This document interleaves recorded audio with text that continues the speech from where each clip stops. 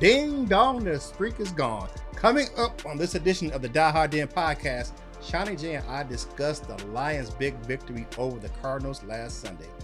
Then we preview the upcoming game versus the Saints. And you know we got to play our favorite game, Hell Yeah or Hell Naw. All this and more coming up right now on the Die Hard Den podcast. Watch out. Here comes that roar.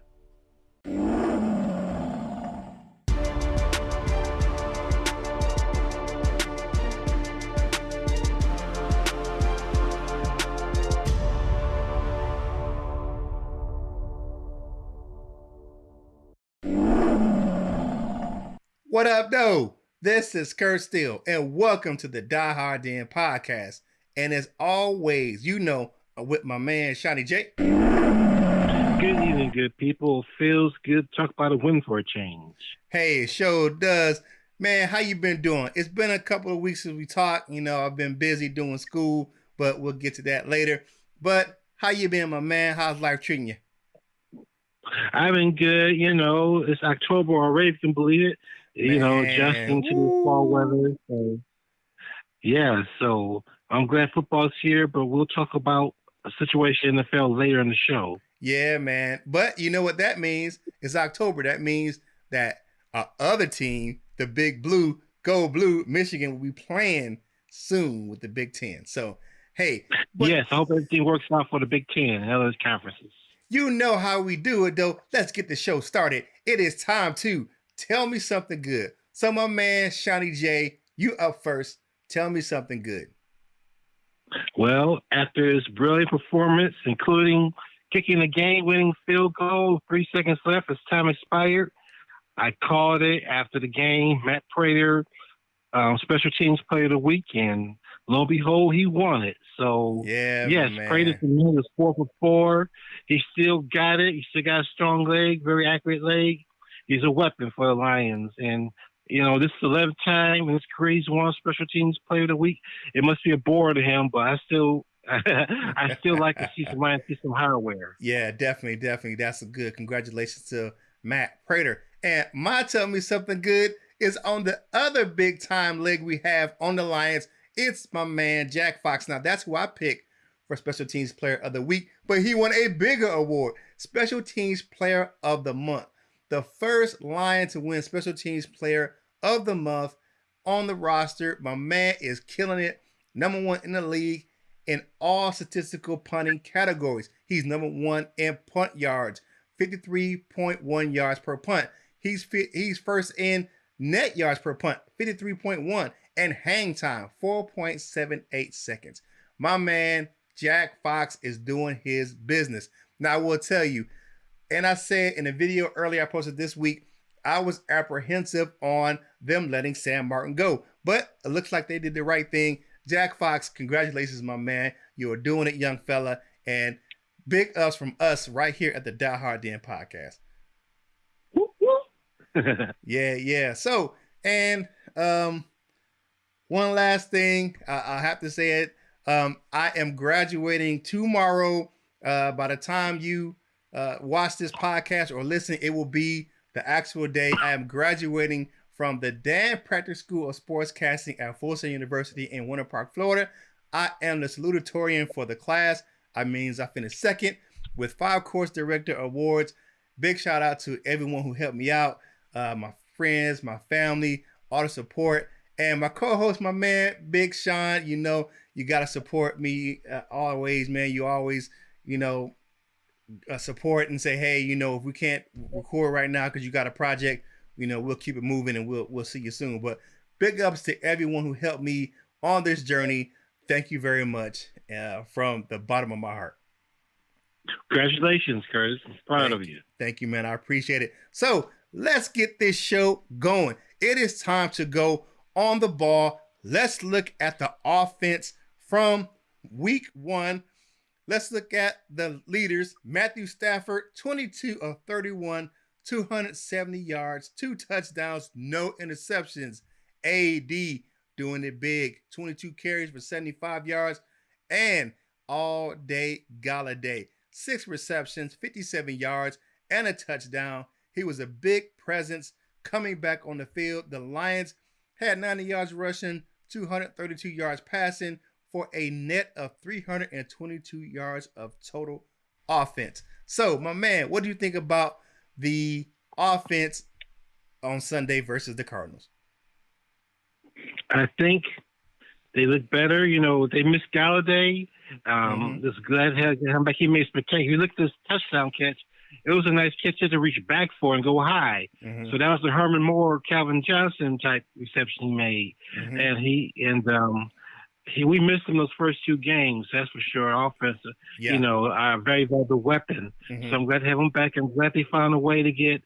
They love tight ends. I'm glad they found a way to get both Hockenson and the outlaw Jesse James involved. Jesse James caught a touchdown pass, another big pass. I want to see him make a contribution. He signed a big contract. People were getting on him about being a free agent bust, but he made some plays. And where it would be about AP now, the running was kind of tough running against the Cards. They're big and stout against the run, but you had to keep feeding him the ball. He made a couple nice runs, ball control. He said he wants a bigger workload. He wants more carries. Yeah. He's our best option at running back, and you got to keep feeding him, Bevel and Patricia. Yeah. He's your best option to win. Yeah. So, talking about that, let's talk about a couple topics I want to talk about tonight. So, we still struggled in the red zone. That's one area that the Lions still have to improve on. We left a lot of points on the board. Matt Prater is having to kick 4 field goals. That means we're not punching it in like we need to on offense. You know, still won the game, but there's still an issue on the offense as far as punching it into the end zone. That's true. Oh, and I got to give some big props. You know, I love my big offensive line. I just posted something in the group about right now, according to PFF, the Lions have the 12th best offensive line in that league. We're climbing. And your boy, the rookie, Jonah Jackson, I got to give him big props. My man, he's holding it down. And also the 2 Buckeyes. The Buckeyes are playing his blind side, Savage blind side. You're doing an excellent job.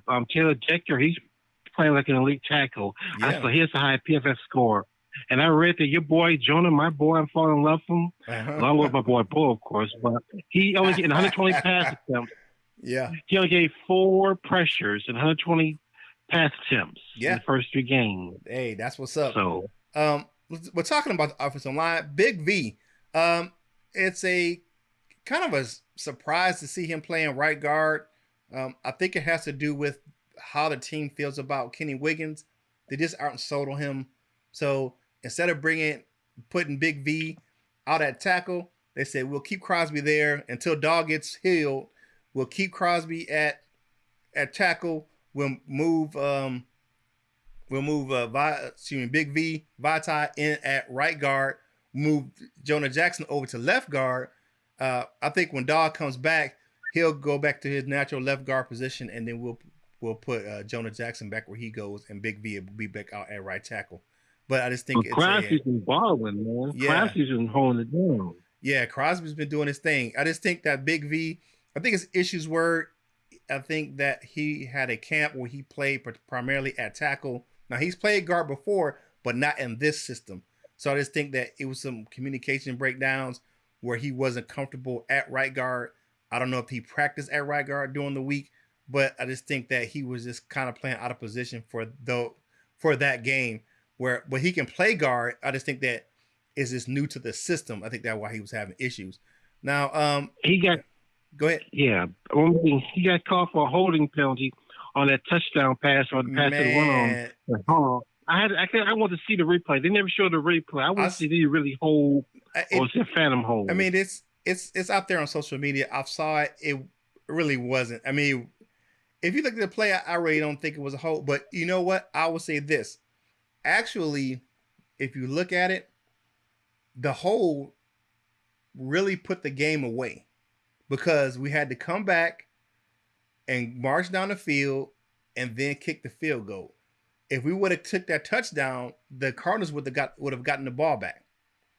So, you know how their fast-paced offense is. I would take that was a what do you call that? That's a silver lining in the cloud. Okay, he got the penalty, but it actually put the Lions in a better position to close out the game. A rare time when a penalty actually helps. Yeah, it was. Another big thing: no turnovers. No turnovers. Yeah. We had good balance on offense. We kept the running the ball, and we passed the ball pretty well. So I like the good balance and no turnovers. That's a very big key to the Lions win. Was no turnover. I like the turnover battle we won, and we'll talk about the other part of the turnover battle when we talk about defense. But and then what like you said earlier, AD. Now, if you haven't been paying attention, Daryl Bevel said that Adrian Peterson is now the bell cow back of the Lions. He is number one on the depth chart. He putting Carry On and DeAndre Swift number 2 or number 3, but it's going to be a running back by committee, but it's going to be Adrian Peterson's going to be the top guy. What do you think about that? Well, it should be. Well, it should be. Like I say, it's the best option. I know he's 35 years old, a 14th season. I heard some people complaining, oh, well, you spent the 2 second-round draft picks on running backs. Why ain't they playing? Well, they're not ready to play. They're not ready to handle the big time. And Patricia is not in a position to develop players right now. He must win now. Yeah. And that's why they brought in AP, because at first I was skeptical, but when I heard that, before the season started, those three guys, both Scarborough included, were all banged up. I said, yeah, that was the right move. And yes, AP, he may not be the same guy he was in Minnesota, but he can still play. Now, one thing that happened today that affected the running back room was Jaron Curse, the safety, came back to the active roster from suspension, which means someone had to be waived. And it would happen to be Ty Johnson. Ty Johnson was waived today. Yeah. Now he clears waivers. I'm sure the Lions will bring him back for the practice squad. He's too good of a player. But he's a numbers casualty. Now, if he goes unclaimed, which it's a possibility that he will get claimed, but the Lions ran into that earlier with Jason Huntley, where they put him out there and somebody snatched him up. But we'll see by tomorrow afternoon if he clears waivers. All right, so let's take a listen to TJ Hawkinson talking about the Lions and what they need to do to get better in the red zone. So yeah, I mean, I think we're trying to get better every single day, especially Friday. Friday is our red zone area day, and I think we just need to focus on that this week and make sure that the guy catching the ball from the snap can trust us to get open, and then we just need to capitalize on those plays. So, all right, TJ's talking about getting open. They're working on Fridays for their red zone. What do you think the Lions need to do to make sure that they're getting into the end zone down in the red zone? One thing I say, having Galladay back certainly helps. It's a big target, and utilize your 2 big tight ends, Hawkinson and the outlaw Justin James.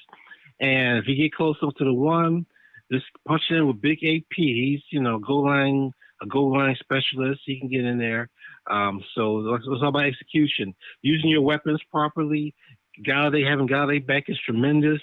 Use your tight ends. Let's not forget about the other receivers like Jones and Quintez Cephas. He's a big body receiver who's specialized in tough catches at Wisconsin. So you just utilize your weapons properly. That's the thing. Utilize your weapons. I feel you. All right. Hey, thank you for tuning in to the Die Hard Den podcast. If you're watching on Twitter, if you're watching on Facebook, if you're watching on YouTube, please hit the like button, hit the share button. Hey, we appreciate you. If you're listening on one of the podcast platforms like Apple or Spotify, thank you for the download. We appreciate you listening to the show. If you are listening to other on social media, hit the like button, hit the share button, hit the notification button on YouTube so you know when you're getting fresh content from us right here at the Die Hard Den podcast. So, my man Seany J, let's switch to the defensive side of the ball. So let's look at the stats for the game. Tracy Walker played every snap after being, uncharacteristically shuffled in and out for Will Harris for some reason. 12 total tackles, 10 solo tackles. The big fella, the big free agent signing had a game. Jamie Collins, 6 tackles, 1 sack, 2 pass breakups, and 1 interception, and was the That's more like it. highest linebacker rated by PFF for Sunday. And then the rookie, Jeff Okudah. Hey, I will say this. Hopkins was eating his lunch, but Okudah stayed with it. He had 6 tackles. All of them were solo. He had a pass defense and the one nice trail technique. I know my man Luke G gonna eat me up for it because we had that discussion last night. He said he didn't like the trail technique. He said it was just a bad throw by Kyler Murray. But I think that actually for me, I like the way he played it. If you look at the next gen stats, Okudah was running at a clip of a little over 20 miles per hour, where Hopkins running at 17. So his closing speed was really good on that pass. So that's what we drafted him 3rd overall for. Make plays, your playmaker, like Deion Sanders. But I mean that's unfair. But when you drafted that high, you got to be expected to be a playmaker. And let's not forget, Jeff had 2 nice tackles for loss, including one on Hopkins and the other one on Isabella. Yeah, he was sticking with it. And one thing I would say this about him, one thing he did during the game, which a lot of rookies won't do, is that he got exhausted and he took himself out for a play. He said, "Hey, I need a breather." And Patricia was looking like, "What are you doing?" He said, "I was tired. I was gassed." And I would rather him do that than get beat on a big play because he couldn't recover, in time. So, that's a big heads up play by the rookie. So let's talk about some of this defense. All right. So the pass rush was better, but it still needs to improve, my man. Yes, it does. It was one of those things where they had good pressure. I like the zone blitzes. The zone blitz concepts. And I like the fact that the defense actually played zone. We were getting killed in man coverage. And I think it had to do with Matt Patricia actually probably giving some of that play calling over to Unlin. I know that people, were saying earlier in this year, there was reports that he was giving the play calling over to Unlin. But it was the fact that he gave him certain plays to call. So he called whatever he had on the play sheet, but I think that he had to open up the defense to him and let him call the defense because he is a defensive coordinator. Matt Patricia needs to worry about the overall running of the team, lead the defense to somebody else. And I think that that's what happened when they played zone on Sunday. We already talked about Okudah, bounce back game, big thing for the young fella. I appreciate that. Jamie Collins played middle linebacker for the game. I think that was a good move. He's got the green dot for a reason. He took it from Jared Davis earlier this year. The zone coverage and the fact that you had Collins running the defense, I think the defense played better with him at the helm. Davis, diminished role. What do you think about that? I was about to say, talent, very talented. What's going on? First, this would be the next line to be traded. First, it was Golden Tate, then Quandre Diggs, then, of course, Slay. Will he be traded away for a 5th-round draft pick? I hope not. Because like Jared, he can play. He's very talented.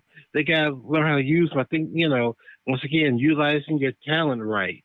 Yeah. He's not a middle linebacker, but put him on the outside, be that pass rushing linebacker type.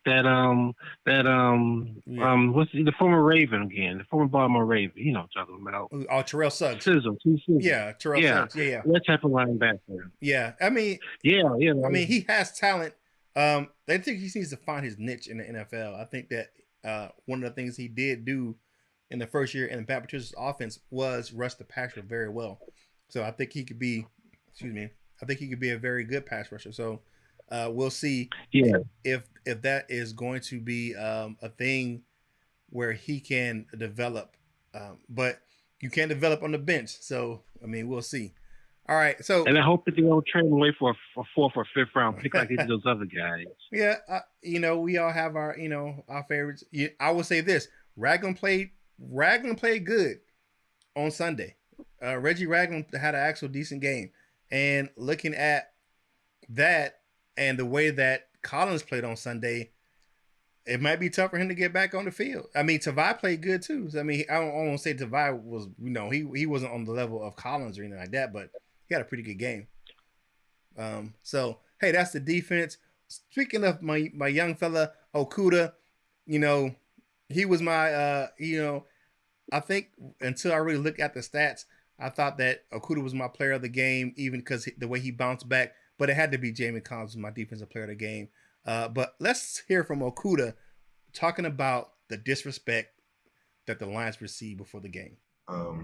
For me personally, I was tired of being disrespected by everyone. I think the whole defense was tired of being disrespected. The whole team tired of being disrespected. So this is a game that we took personal. We knew that we had to get back on track in the win column. And going against his offense was a great opportunity to show the work that we put in this week. And we put in a lot of work, and eventually we knew that I was going to show up sooner or later. All right. So the defense, my man, your final thoughts on the Lions defense versus the Cardinals. Well, we got 3 picks, which is a good thing. Got some turnovers, and I posted this during the games. You see, look, 2 pitchers actually made plays. Yeah. And Duran, Duran got a pick as well as Collins. Just fighting Patriots are making a difference. Yeah. Yeah. 2 look, guys, 2 pitchers made some plays. Yeah. Picks, and this is like I said, this is it for Quinn Trisha, really. Mm-hmm. We got the guys. They won, all these former Patriots. Yeah. We got rid of some guys. We got the guys in place. There's, like I said, they can't afford to develop anybody right now. They got to get some guys who can play right away, like, of course, AP. Because he can't afford a rebuild, or he's gone. Yeah. And one thing, and this was mentioned on several outlets, that the 3 interceptions, the 3 turnovers were by new Lions. These are first-year Lions that made these plays on defense. Yeah. So you got the rookie Okuda, Collins, and Harmon. So, hey, I will not say anything bad about that performance for those guys. Good job with those takeaways. Winning the turnover battle is a way to win games.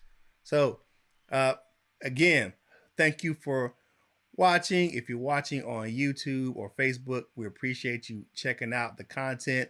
Hit the like button, hit the share button. If you're looking on YouTube, hit the notification so you know when you're getting fresh content from us here. Subscribe to the channel. If you're watching on Facebook, hit the like button, hit the share button, and like our page, the Die Hard Den Facebook page. My man Seany J does an excellent job of keeping you informed on what's going on with the Lions over on our Facebook page. Hey, if you're listening on one of the podcast platforms, thank you for the download. We appreciate you listening to our show, and thank you very much from us right here at the Die Hard Den podcast. Now, my man, you know what time it is. It is time for our favorite game. You know what it is, Seany J. What is it? Hell yeah or hell no. That's right. All right, ladies and gentlemen, it is time for our favorite game. Hell yeah or hell nah. First up, Seany J. It's still time to move on from Matt Patricia. Hell yeah or hell nah. To be determined at a later date. I can't say hell yeah or hell no quite yet. If he can finish strong, start winning, go on a winning streak, get him to the playoffs, win the division, then hell no, you can't. But if they lose the next several games, 3 or 4 games, hell yeah. So it's to be continued, to determine later. All right. So I think I know this, but we're going to talk about it anyway. Adrian Peterson deserves to be the bell cow back of the Lions. Hell yeah. Or hell nah. Hell yeah. Hell yeah. I'm gonna say hell yeah. He's a proven commodity. I like the way he runs with patience. His vision is great. Of course, he gets a little happy feet back there at times, but once he makes a decision, he gets it and goes. And he still has a lot of juice in those legs for a 35-year-old running back. All right. Yes, he does. He does. So with the 1 sack that we had on Sunday, the Lions will sack Drew Brees twice, at least twice on Sunday. Hell yeah or hell nah. I'm gonna say hell yeah. I don't know if you saw my post in our Lions group. We should blitz the hell out of Drew Brees, make him feel like a 41-year-old man by knocking him on his butt several times. That pain, oh, he said, oh my gosh, I can't wait for retirement, kind of feeling. We got to, even though necessarily sack him, knock him on his butt, hit him legally, of course, but knock him down, 41-year-old bones. Can't take it like it did 20 years ago. So make him regret coming back, sack him, blitz him. He's a smaller guy, just like Tyler Murray is. But, get in his face, make him throw the ball, overthrow the passes, because he's got to throw high. Like, that's how we got one of our picks on Murray. So just put pressure on Breeze. I'm gonna say hell no. I think they make sack him once, but I'm not. I think they need to get pressure on him. I don't think they really have to sack him per se, but as long as you keep him in the pocket, or now actually for him, rush him out of the pocket. He's not a good on the run guy, so push him out of the pocket, pressure him out of the pocket, and make sure he throws the ball on the run. Make him uncomfortable. And put some licks on him too. Yeah, those 41-year-old bones aren't what they used to be. Yeah. All right. So Big V will have a bounce back game at right guard versus New Orleans. Hell yeah or hell no? I don't say hell yeah because I think he's better suited at right guard. That size, he's more of a guard than a tackle. He's a mauler, he can maul people. He has to worry about being beaten by a speedy edge rusher. I think the Lions may have found something. Crosby's, like I said, holding it down at right tackle. Big V, he's a solid right guard. And the two Buckeyes, oh my God, I can't believe I'm saying this, but the two Buckeyes on the blind side, they're doing well. Hey, and we have the best center. They Lions now, man. They ain't Buckeyes no more. They Lions now, man. Yes. Yeah. And we got the best center in the game, so the Lions may have found something. They want a high.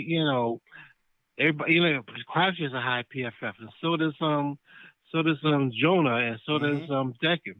So, and of course the center. So we may have found a combination, accidentally, but I don't care as long as we found it. Well, I'm gonna say. I'm not saying it'd be a big bounce back game. I think he'll play with solid. I think he still struggles a little bit. The one has a good defensive front seven, but I don't think he'll play as bad as he did last week. All right, next up. Now, this player has had a good games versus New Orleans the last couple of times he's played them. Marvin Jones will lead the team in receiving yards and touchdowns on Sunday. Hell yeah or hell no? I can go hell yeah on this because he has history against them. And I tell you, this wasn't the question, but I tell you that Adrian Peterson will get some revenge on the Saints because remember, he was traded initially from Minnesota to the Saints. Remember his sideline argument with Sean Payton? Oh, yeah. In 2017. He already got revenge on the Cardinals, who he used to play from. He'll get revenge on the Saints. He'll get revenge on the football team from Washington he played for. And, of course, he'll get revenge on the Vikings the two times we play on this year. Okay. I'm going to say hell yeah. I mean, I think about that one-handed catch he had versus the Saints back in 2017. That was a ridiculous play. I think Marvin Jones is due for a big game versus New Orleans on Sunday. And Marcus Lattimore is a little hobble. He didn't practice today. And like another big member of the secondary was out today and practice as well.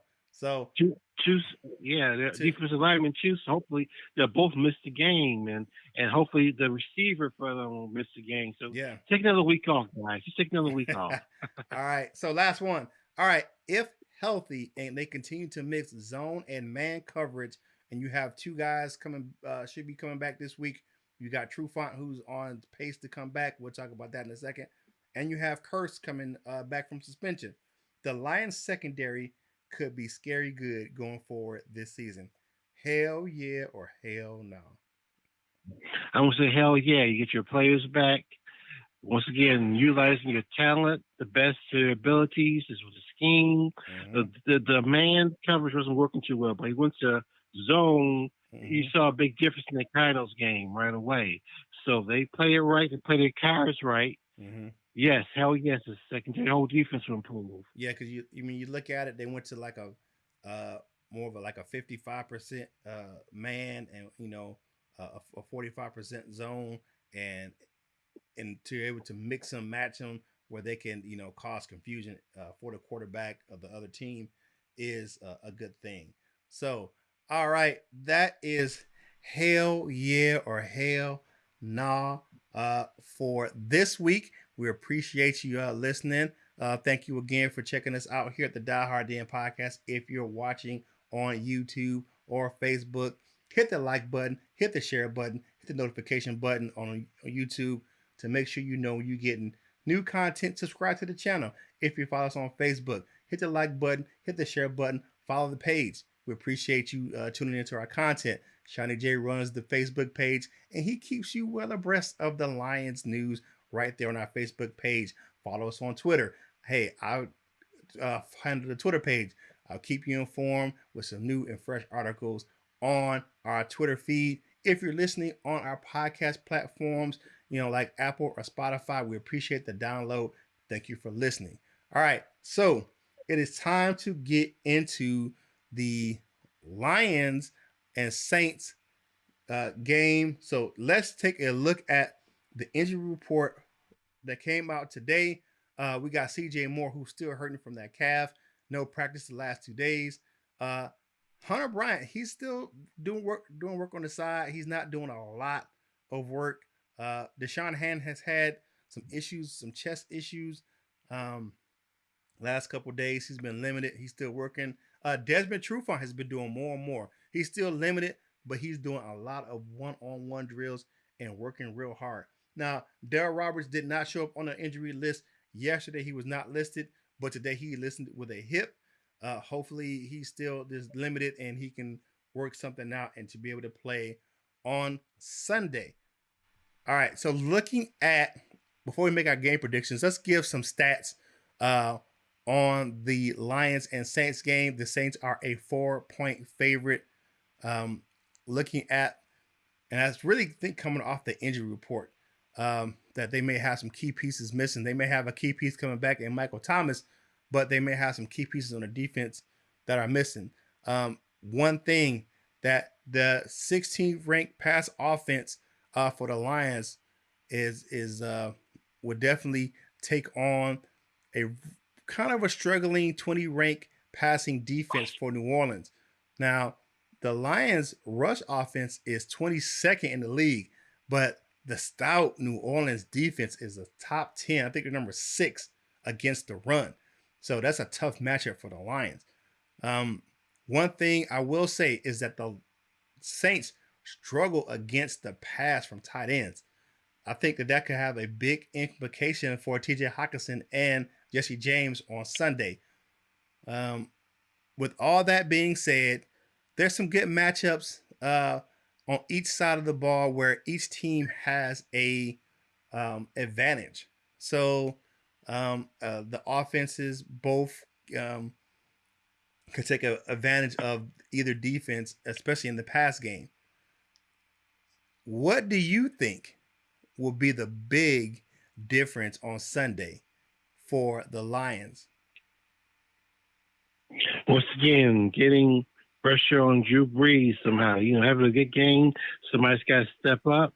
You just can't let them sit back in the pocket and pick us apart. We can't play them like we did for quarterbacks last year. Just guys just pretty much set the line, let the quarterback sit back there all day and pass. That defense really sucked. We got to go after them. We got to rush them. We got to harass them.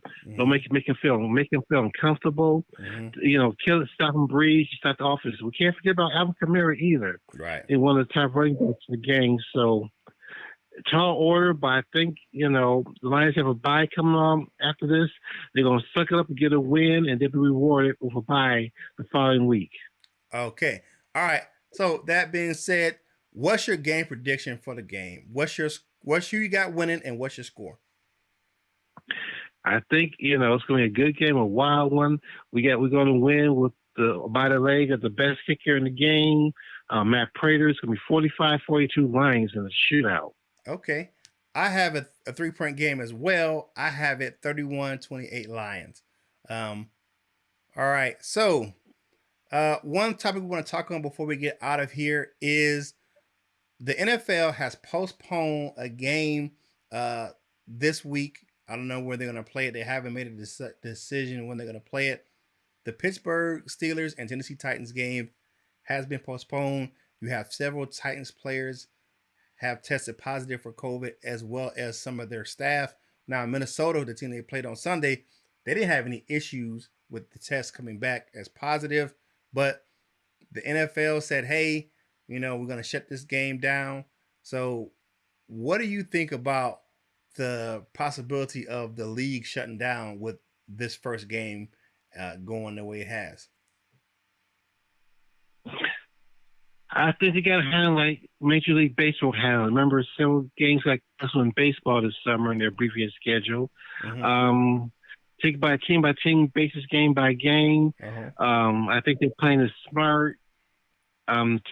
By canceling just the Titans and Steelers game, or postponing rather, and not shut the whole league down, not yet, unless the league-wide outbreak, then you shut down. I think they're handling it right. I mean, this thing's going to work. Everybody got to be on board. I still say that the NFL should put their teams in the hotel bubble, make them stay in the hotel, in like the Western Hotel downtown Detroit, a big hotel in Charlotte for the Panthers. To make it work. Maybe have only, like I said, designated visitors. Don't try to pull a Lou Williams or the Houston Rockets guy or that free agent rookie for the Seahawks to sneak a woman in, because everybody got to be on board. If this thing's going to work, have a chance at working. Yeah. So don't be stupid, be smart about it. Yeah. Now, speaking of that, the NFL is cracking down on the mask policy. They've handed down some hefty fines to some teams and coaches for not wearing that mask on the sideline. The NFL is not playing games. So, like the NFL, I encourage you to do what? Wear your mask. It's going to protect yourself and the people around you. That's all I got to say about that. So, hey, my man, we are out of time. It is time for us to go ahead and get out of here. Seany J, tell the people how they can find you on social media. I'm always on Facebook. My name is Sean Jennings. You'll find me there. Give me a friendship. Hit me with a friendship request. And you want to join the Detroit Lions Truest Fans Group, I'm the head administrator there. I'll be happy to add you. And plus, you can find our public page, the Die Hard Den, Lions Den, on Facebook. Anybody can find us a public page. Like Curtis says, I keep it updated and keep our fans well informed. Love to see you. Leave a comment. Yeah, thank you very much. Hey, so you can find the show on Facebook, facebook.com/Die Hard Den Podcast. On YouTube, Die Hard Den Podcast. We have a public page there. You can find us on Twitter at Die Hard Den Pod C1. On Instagram is at die_hard_den_podcast. You can find me. I am at Curtis Steele 14 on Instagram and Twitter. You also can find me in some of the Facebook groups, on Lions Facebook groups. You can find me in the Detroit Truest Fans page, and you definitely can find us on the page that started it all for this podcast, the Detroit Lions Die Hards Fans page. We appreciate you guys over there for giving me the inspiration to start this podcast. So, Seany J, any parting shots out for the people before we get out of here? Yes, people, once again, as Curtis says, wear your mask, use social distancing, be safe out there. This COVID thing ain't licked yet, but we're doing our best to get rid of it. That's right. And hey, I know that one thing I will encourage you to do, please do your civic duty and go out and vote in the upcoming election. Early voting has started in many states. I don't know where everyone lives. I don't know. Michigan has started yet. I know I live in North Carolina and we will be starting soon.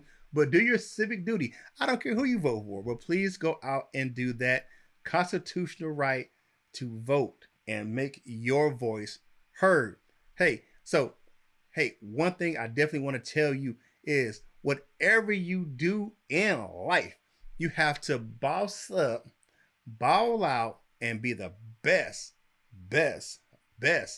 version of yourself that you can be. So for my man, Seany J, this is Kurt Steele of the Die Hard Den Podcast, and we are